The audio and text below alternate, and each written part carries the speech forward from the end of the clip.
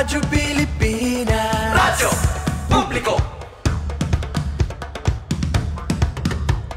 Radyo Pilipinas, Radyo Publiko.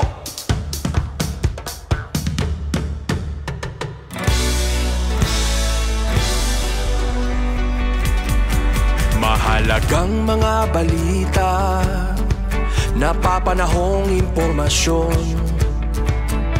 Kami ang inyong gabay pag may bagyo at sakuna. Serbisyo ng gobyerno kapag may nangangailangan. Mga proyekto ng Pangulo, damang-dama ang pagmamahal niya. Tulay ng mga hinaing, ang problema ng bayan ating lulutasin. Tulay sa himpapawid, tulay ng pagbabago. Radyo Pilipinas, Radyo Publiko. Ng bagong Pilipinas, Radyo Publiko. Radyo Pilipinas, Radyo Publiko. Ng bagong Pilipino. Mga proyekto ng Pangulo, damang-dama ang pagmamahal niya. Radyo Pilipinas, Radyo Publiko. Ang boses ng Pangulo.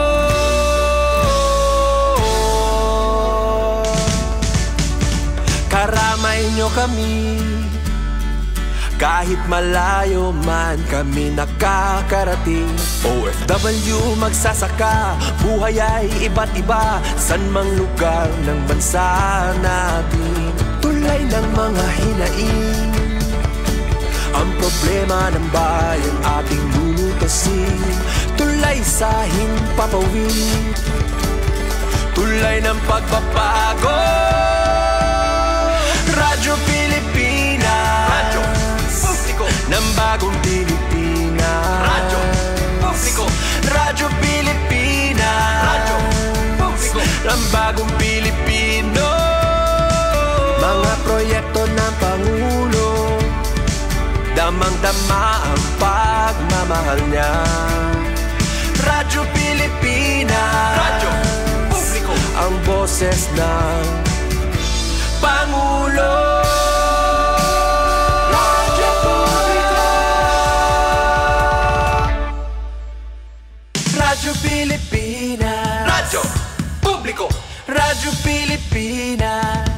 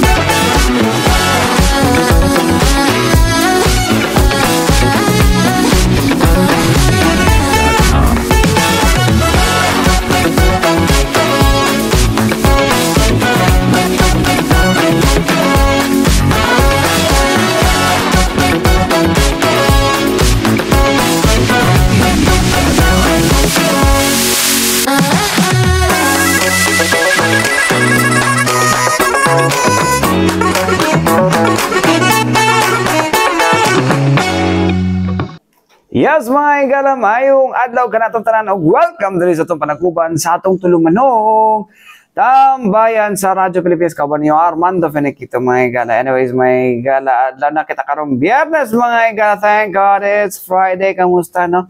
Unsa man, kumusta man yung lugar diha? Giulan na ba mo? No? Yung mis pag-asa na ba yung pagkuhan daw ulan. So, dapat yun mo depensa kita permente yun, no? Sa magdala kita pang depensa permente sa itong mga kaugalingon, no? Especially kung ano natay mga kaning kung ano sa balat tawag na, no? Lisod na magkasakit karon, no?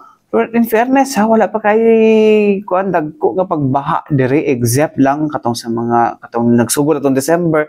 But no, sa pag kuno hapit mo kita mo man sa January gid mga higala, no, wala pa gyud buyag ha, wala kayo tay nadungog, no? Salamat naman, no? Kay last year, be, grabe, be, ato ang, kung ba, diri, ato ang mga nahitabo nga pagbaha dira, no? Sa pipila ka mga lugar. Diri sa, no, for example, das may Davao del Norte, no? May nas Davao de Oro, tapos Davao Oriental. Napo, karon purya buyag yun, no? Wala gyud nahitabo ngayon, ano. Sa to ang pagkuan karon, no? Anyways, mga katambayan, no? Dinita sa to isgutan, no? Kung asa kagahap, tong January 23 may higala. Actually, sugod pa sa January 22 mga higala, no? Gipa ilalom, no? Sa sa ka random sa ka mandatory drug test mga higala, no? Ang mga drivers, ingon man operators, no? Na miyembro sa National Transport National Public Transport Coalition mga higala, kung asa gilang kuban kini mga miyembro mga higala na sa kaning transport service mga higala, no? Kanang mga van rentals o uban pa, no? Napulo na sila, no? Mga I think nasa 400, around 400, no? Ang ipailalom, no? Ang ipailalom sa tawagan ni mandatory drug test mga higala, no? So it's ani ka kuan, no? Isa ka sa tawagan ni usa ni siya ka nindot nga kuan, no? Kaning sa tawagan ng model mga higala, no? Modelo mga higala, no? Nga may mong sumbanan, no? It's because gusto gid sa maong kuan, no? Gusto sa maong grupo nga makuan sila, no? Mahimong kuan ba, no? Nga mga ilang mga drivers, no? Wala gyud nagagamit og droga. Kasagaran man pud gud mga higala, some of the kuan mga higala, no? Kaning problema pod, no? Kaning illegal drugs, no? Kanang well, kailan naman ta kinsa na nag-ingon atong kuan katong hindi lahat ng gumagamit ay addict, kaya wala nagpapahaba lalo ng oras, tapos ang ilang they are pertaining abot lang ka kani di o kabulok kinsa ni they are pertaining sa kaning kuan, no? Mga drivers na para gising daw, no? Sa buong biyahe gamit og drugs. Well, di na rason mga higala, no, nga kana ang kuan. So ang mahitabo disgrasya gyud, no? Grabe naman kayo, wala naman ihang, ihang inhibition mga higala nga dapat diligid siya makadisgrasya. Pero, bakala mo! Dahil ka din Inaana ba? No? So, with that, no, giunahan na sa NPTC kasi mga van rental si kasagaran mga higala, mga rent a cars mga higala daw, or naga-provide og transport services. So, mo na ang ginabuhat karon sa ato ang kuno LTO may higala. Mismo gibisita ni kagahapon ni LTO chief mga higala, no, Land Transportation Office chief, no, Assistant Secretary Attorney Vigor Mendoza II mga higala, no, ang maong drug test mga higala, no. And nagpasalamat siya ni kay private sector ang nagkuan, no, private sector mismo ang nag-initiate. Anyways mga higala, dinata maglagan ato na paminaw, no, ang nahimong kuan ni ang nahimong pakiginabi ni Attorney Vigor Mendoza, ang atong LTO chief, no, ngadto sa mga sakop sa media. Paminaw na to. Maganda ko to na ang nag-spirit private sector na, no, kasi pag gobyerno nag-spirit na katakot-takot na tagal, no, and I think this is a nice jump off point, no, para makalat natin itong mensahe sa buong Pilipinas. On our part naman po sa gobyerno, marami po tayong institutional reforms na gagawin, no. Of course, drug testing is something that we would like to be part and parcel, no, of our public transport sector. Pero as a whole, hindi lang public transport, pati private sector, marami po tayong institutional changes that will be made, no. Ang unang-una dito to prevent yung tinatawag nilang no-show, diba? Meron nga tayong medical testing, pero hindi na magpapakita sa medical testing, nahanapan nila ng paraan para ikutan yung medical testing. Yung ating mga theoretical and practical test, no, na para masigurado na yung mga binibigyan ng lisensya ay angkop ang kaalaman nila para mag-drive, no? Pero nahanapan pa rin ng paraan para ikutan yung proseso. So now we will institute reforms that will double-check all these things. So we will take advantage of technology in order to check ourselves, no, na walang lulusot. Meron tayong programa, wala akong lulusot, lahat dadaan sa tamang proseso, no? And we'd like to hit this in the bud itong taon na to, no, na itigil na yung no-show na yan kasi yan ang isang sanhi na nakatakas yung mga hindi marunong mag-drive nakakakuha ng lisensya. We will address specifically yung professional driver's license, no? Yung mga kumukuha ng professional driver's license. Medyo may pagka yung ating polisiya sa bagay na yan, medyo kailangan natin baguhin, no? Para ikaw makakuha ng isang permisyo, professional driver's license para drive ng truck. Ang sinasabi ng polisiya, 4 na taon na paghihintay mo para na makakuha ka ng driver's license para sa truck. Kaya ginagawa ng iba, humahanap ng shortcut. Diba? Kung merong makakagawa ng paraan, babayad na lang sila para makakuha ng professional driver's license. Ito'y pinag-aaralan na po. Very soon, we have given a proposal para yung 4 years na yan, maging relevant 4 years. Kasi minsan 4 years, hindi naman siya nakakahawak ng truck. Minsan 4 years na yun. So we are now talagang biniripaso po natin lahat on the part of government. No? At ito po ang aming tugon sa initiative ng private sector no, to police their own ranks. Kami naman po, we will police our own ranks, we will police our policies, review everything from scratch, and make sure that the policies are relevant to the objective of preventing road accidents. So, mga higala, no? Ang pahayag ni Attorney Vigor Mendoza, ang LTO Chief, no? Assistant Secretary, Vigor Mendoza II, mga higala sa DOTR, mga higala kaysa maong hepe sa to ang Land Transportation Office. So, to ang mga katambayan, no? Nanay, isa gusto nila na i-appeal ng gano'n nga himong mandatory sa pagkuha og lisensya ang drug test. And isa pa diha, no? Kaning no-show. Mo na nga dili masakpan na nga to ang mga kuan, ato mga driver nga di kabalo. No usom na no show. Naman na isa ka region dere sa Mindanao mga higala, no nga hilig kay okay lang ang no show, no basta mo bayad lang ka. Kada ang kinaiwasan karon no kay kanang mga truck drivers mo nakasagaran. Truck drivers nga dili kabalo mo drive og truck.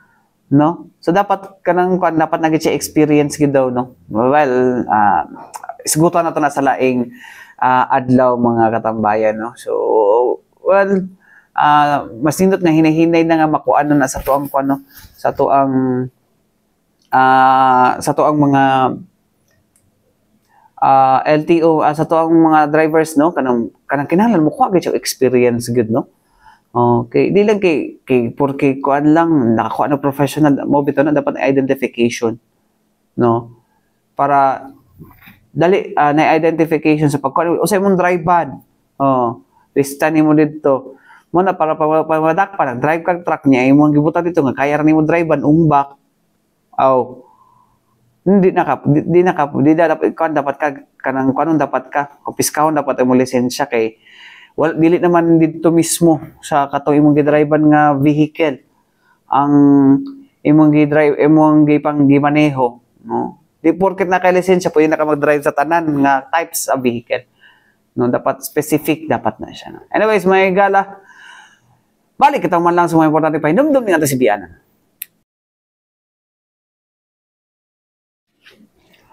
Balik kita mga higala diri sa to panaguban sa atong tulumanong tambayan sa Radyo Pilipinas kauban ninyo Armando Feniquito mga higala. Yes mga higala. Diningya po na sa isgutan ng traffic mga higala. No? Traffic. Anyways mga higala. No? Kabalo naman ito mga higala sa tinahitabo atong photo survey sa katong tumtum mga higala kung nasa number 8 no? Among the 500 cities mga higala sa tibok kalibutan. No? Number 8 sa pinaka-congested daw nga kuan. Pinaka-congested nga syudad no tibok kalibutan like what di ba tingala lang ko ba kay yun sa methodology o katong app nga gigamit no murag well yung sa data is data pero murag no on pod no moving man ang traffic pod sa Manila mas mo bang moving traffic diri sa Davao no actually nalay isa ka area nga legit tendency nga mutaas no especially pag nay madautan or kanang rush hour. Pero di po to kadaptan to nga pareha sa kuan oy tapos paguman ang mga national media nato kay kuan no ang kuan Davao the Thrones Manila as the worst traffic situation. Tapos ang picture nila kay EDSA, dito sa Guadalupe. O EDSA Guadalupe, o basta dira sa may EDSA. Di ba na Davao? Uy, ano ba talaga? Sa ba na mamanipulate ba na ang mamanipulate ba na ang inyong app? No? So anyways, mo na ang kuan nato no dira sa itong problema, no? Actually, nagi problema sa traffic budget. Let's admit, nagi problema sa itong traffic. It's not as worse, no? Pero mas maayo nga ma-address na nato ni, no? And isa sa mga ginaduso kaning number coding, which is para sa ako, it will make, no? Para sa ako, this is my opinion, no? It will make the problem worser than worsiest, or ana, no, mas mag-worst pa noon siguro kung mag-number coding ta kay mas managhan ang sakyanan tapos daghan na pud ang mag-parking dira sa gawas ni subdivision, no? Okay lang dag na ay parking unta wa pa yagi parking baya, no? So ang kuan na ni anyways sa paminawon mga higala, no, ang ato ang regional director sa to ang Land Transportation Office 11 mga higala, no, pinaagi ni kuan ni attorney Ernest Rafael Robilio, no? Tama ba to? Nandanan ako.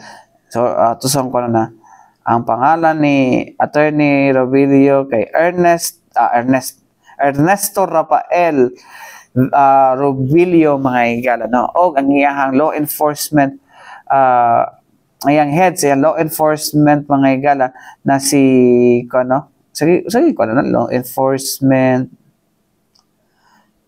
dahil lang yun mga katambayan ha, para di ta sure ko si Kwan na siya, si Sir Yuri Lim na mga higala. Pero sa to nara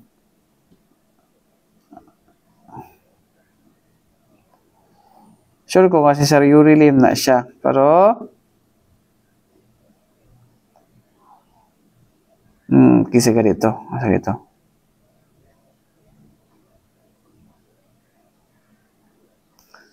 Sir Yuri Lim. Si Sir Yuri Lim na may law enforcement. Unsa naman eh.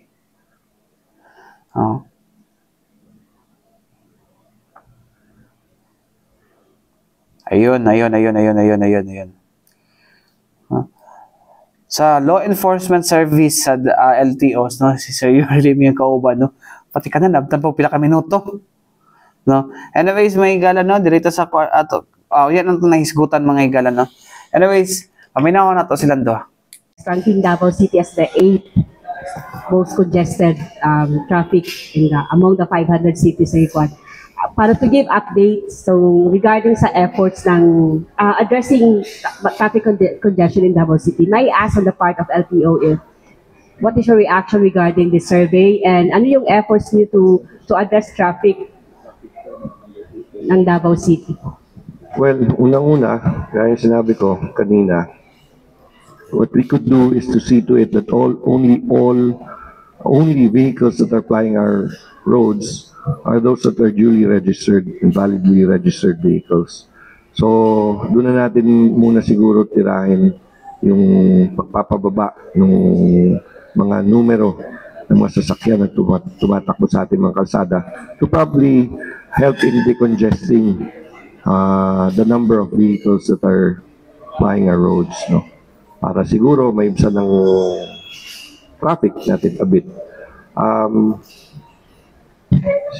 Aside from that, maybe we could come up with further studies that we could do. Let's say, siguro it's too early to say that, di ba, sa Manila, in-implement nila yung coding. Pwede natin siguro we could come up with statistics, probably. Makita natin kung saan yung area na marami masyado yung nagka-clog or grabe yung traffic congestion. Probably we could arealize, no, yung statistics natin kung ano yung mga sasakyan by year model, gaano kadami yung mga sasakyan, makikita naman natin yung mga datos na yan. And from then on, siguro we could contribute to our local government, no, sa ating mga konsehal, sa mga datos na to and our recommendations so that they could come up with solutions para dito. Kaya na sabi ko, pwede natin siguro gayahin yung mga coding. No? Tapos a certain hour in the day, tatakbo yung ganitong plaka lang. And then afternoon, di ba, during rush hour, di ba, piliin lang natin yung pwedeng tumakbo sa ating mga kalsada. And others siguro.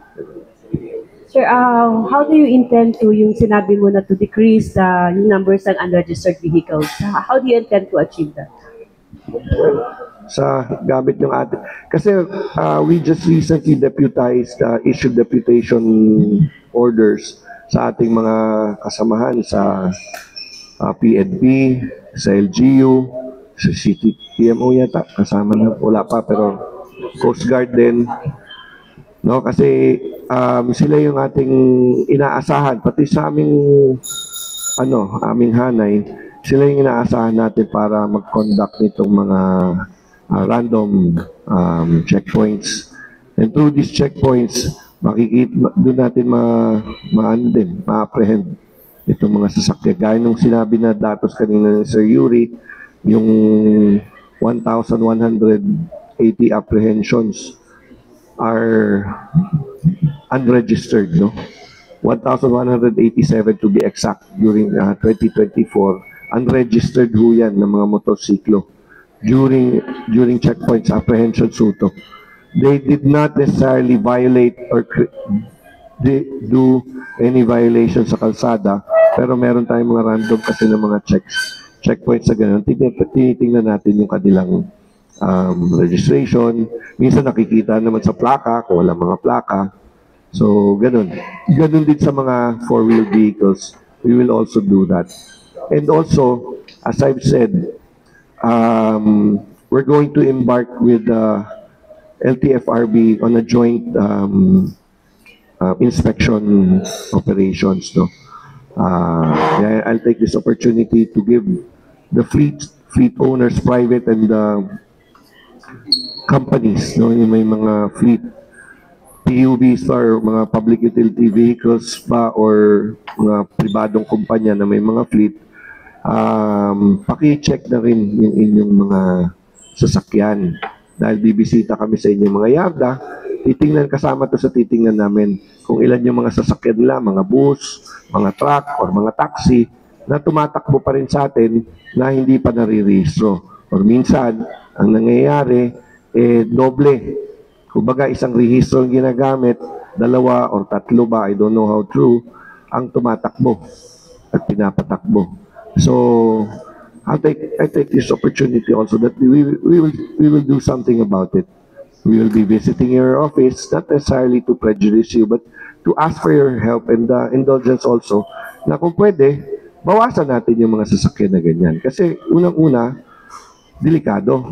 Pangalawa, kaya na sinabi ko, we will see to it that only those duly registered vehicles are running on our roads.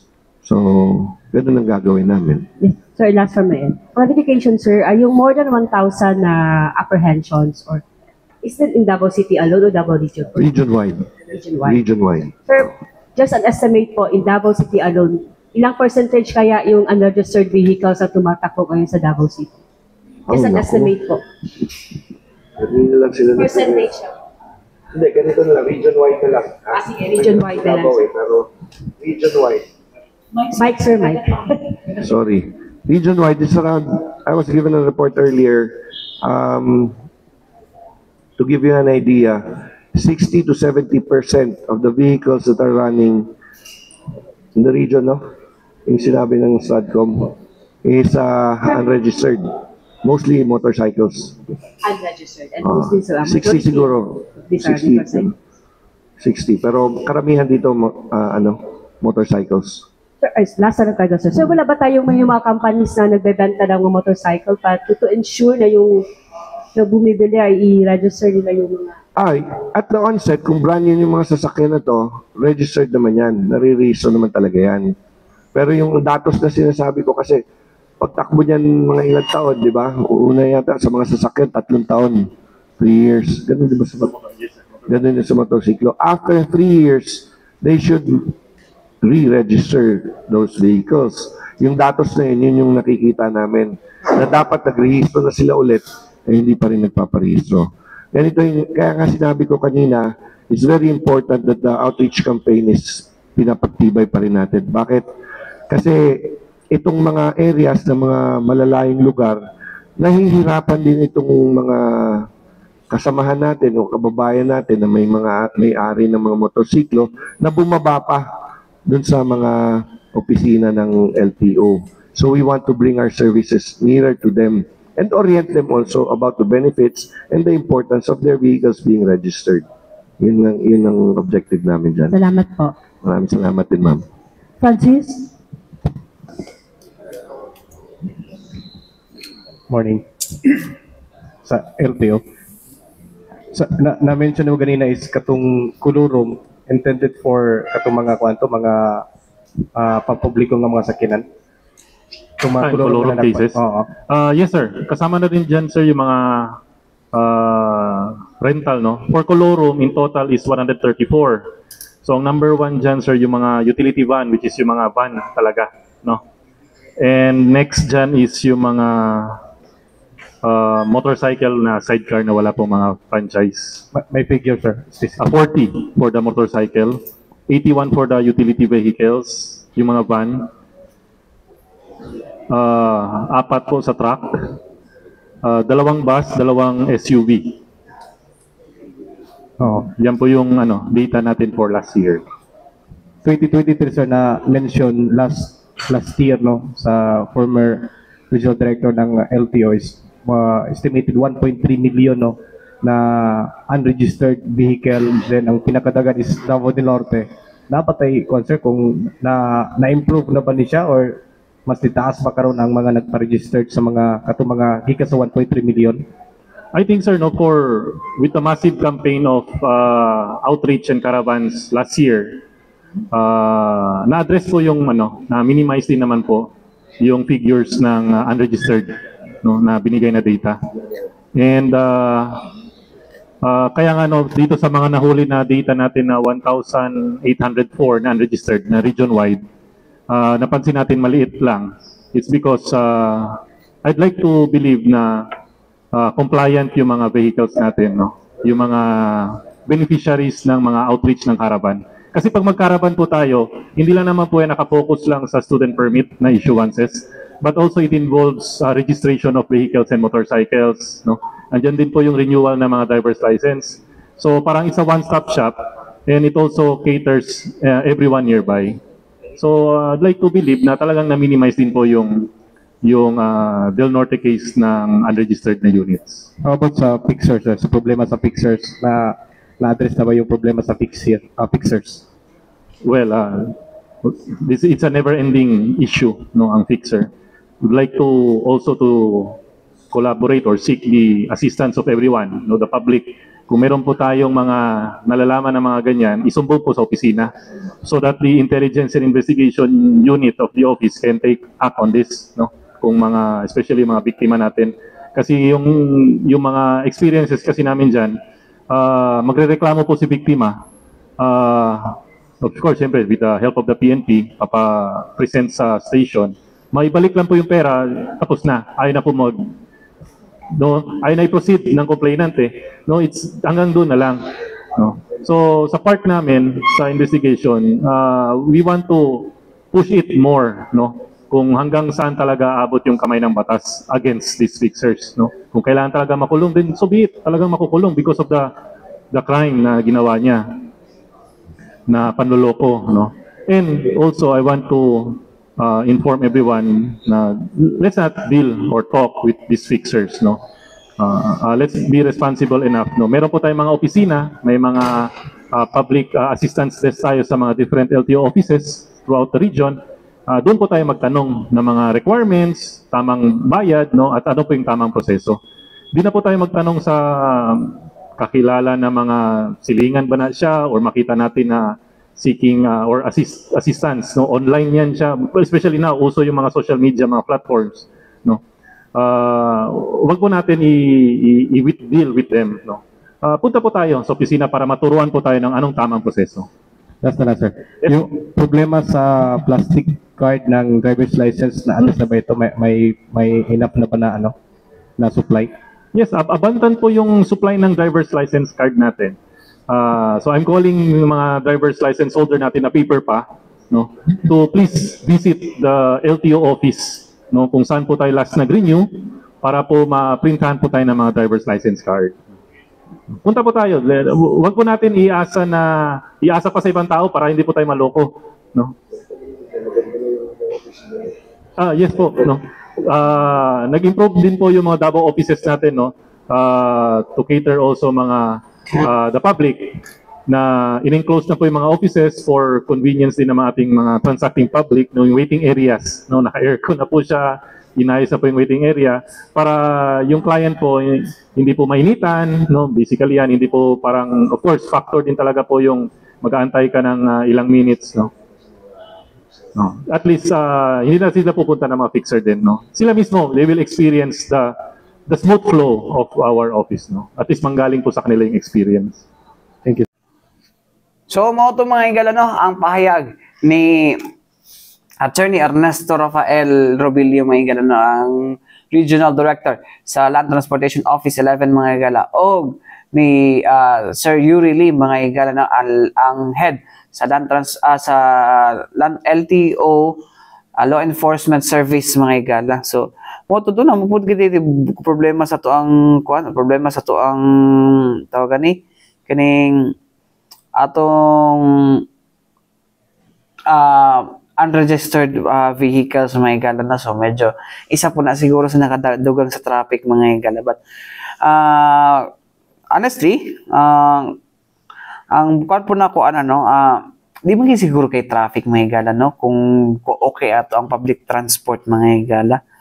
So mo na isa sa mga problema karon kay tungod kulang ang jeep, mga igala, tapos ang uban sa area nga dili 24 hours ang biyahe. So ang uban mo resort sa pagpalit og ilahang kaugalingong sakyanan pud, no. Well, tapos kana pud, no, kay tawagan ni kanang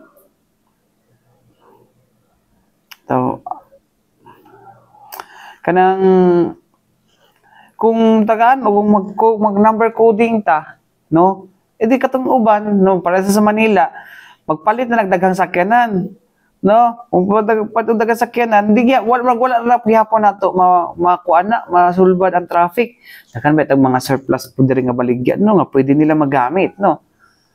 So ang solusyon is ato gipakusgan na ato ang public transport, no, di ba? Public transport ang atong pakusgan, dili kay ato apan ang kanon diha nga mag-coding pa, no. And isa sa mga kuan po din kung abrihan naman po na, for example kaning bypass road, mga igala, no, from Barangay JP Laurel padulong sa Sirawan, no, ang mga trucks ato din na moagi diri sa tuang diversion road, no, nga mo na isa sa mga main road, supposedly may mo na gining main road jud, no, sa kadaghan nato nga kuan, no. So kung ma-unload nato ang mga trucks diha nga dapit, mga igala, pwede na kay nato na nga dili makuan, di ba?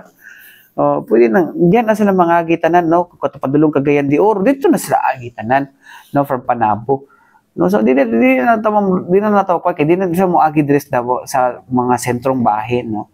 So mo na tong kuan dapat mahuman gini nga mga projects, no, para ma-ease traffic nato dinhin, no. So dili pa